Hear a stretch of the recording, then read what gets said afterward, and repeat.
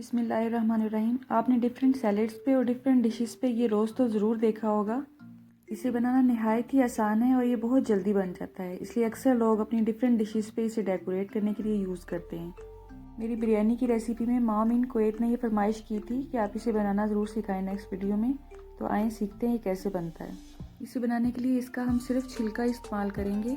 जिस हिस्से से ये पौधे पर लगा होता है आपने वहाँ से इसे छीलना स्टार्ट करना है और इस तरह से गुलाई के रुख घुमाते हुए इसे छीलते जाएं और कोशिश करें ये कहीं से भी टूटने ना पाए। इसे छीलने के लिए जो छुरी आप यूज़ करें वो कोशिश करें कि ज़रा तेज़ होनी चाहिए, वरना ये छिलका अच्छी तरह से उतरेगा नहीं और दरमियान से ही कहीं से टूट जाएगा, और अगर ये टूट गया तो फूल अच्छी तरह से नहीं बनेगा और आपको दूसरा टमाटर यूज़ करना पड़ेगा। आपको दोबारा से दिखाने के लिए मैं दूसरा टमाटर छीलूँगी। ये देखें, दूसरे को भी इसी तरह से आपने टॉप से छीलना शुरू करना है और इसे मुसलसल छीलते हुए हम बॉटम की तरफ लेके जाएंगे। जितना बारीक आप इसका छिलका उतारेंगे ये फूल उतना ही नफीस बनेगा। खाना अगर आप अच्छा बनाते हैं लेकिन उसकी प्रेजेंटेशन अच्छी नहीं है तो फिर खाने में मज़ा नहीं आता, इसलिए उसको डेकोरेट करने के लिए चंद टिप्स को ज़रूर सीखना चाहिए। ये देखें, ये टमाटर का टॉप पार्ट है और ये वाला बॉटम पार्ट है। तो बॉटम पार्ट को हम लेंगे और इस तरह से उसको फिंगर पे लपेट के छिलके को इस तरह से राउंड करते जाएंगे।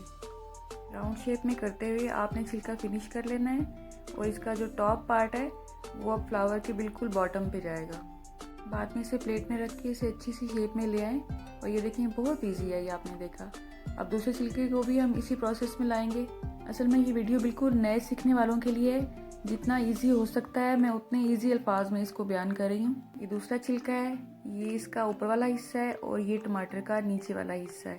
तो नीचे वाले हिस्से से हम शुरू करेंगे। इसको आपने इस तरह उंगली पे लपेट लेना है। ये देखें, इस तरह स्टार्ट करें और इसे फोल्ड करते हुए आपने राउंड शेप में लेके आना है। उंगली के साइड पे आप इसे गोल गोल घुमाते जाएं और ये देखें कितनी जल्दी और झटपट ये फ्लावर की शेप में आ गया है। इंसान सारी ज़िंदगी सीखने के प्रोसेस में रहता है।